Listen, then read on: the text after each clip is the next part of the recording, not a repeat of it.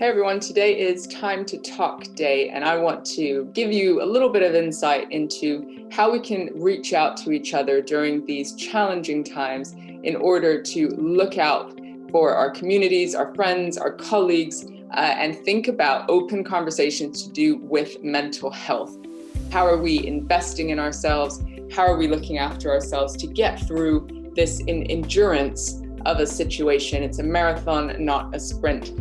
So a couple of ideas. I know lots of people do the how are you check-in, how was your weekend, sort of that baseline information. But I always say that if we're getting the same answer, I'm fine, it's all right, it's a bit of a struggle, it's okay, then maybe we need to mix up our questions and check in with people in a different way. So asking things like, what's the biggest challenge that you're facing is a great one because it really gives an indication that you have time to listen, that you're open to the answer. I love checking in on people's physical health, so their sleep, how they're eating, things like that are probably easier to answer. So it's a bit of a gateway, but really good indicators about somebody's mental health. So usually sleeping poorly or not sleeping is one of the symptoms that perhaps someone's feeling anxious or depressed or a whole host of things. So go ahead and ask something like that. But I also like to disrupt the kind of negative sounding questions into the more good mental health questions, like tell me what's one thing you're proud of, what's one thing you're grateful for. I think it's a way to think about the health of our mind, but not always assuming that times are hard, because actually humans are resilient and we manage stress better than you think. Like our bodies are adaptation machines that can actually handle things.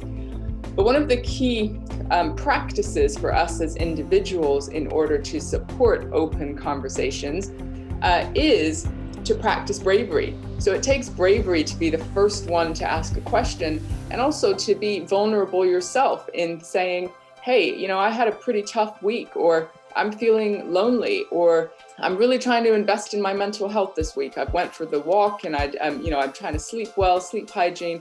I'm checking the influences and the noise as far as the news that's going on.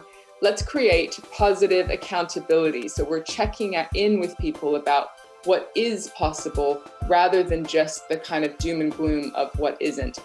And if someone is struggling and they just need space to talk, know that you do not have to fix it. You do not have to have the solutions in order to just create space for that person to kind of offload and think about what is going on for them. Make sure you've got somebody to chat to as well. But more importantly, don't need to get it perfect. Just reach out and check in on each other. This is about human connection and utilizing these challenging times to actually bring us together in the opportunity of creating open conversations about mental health.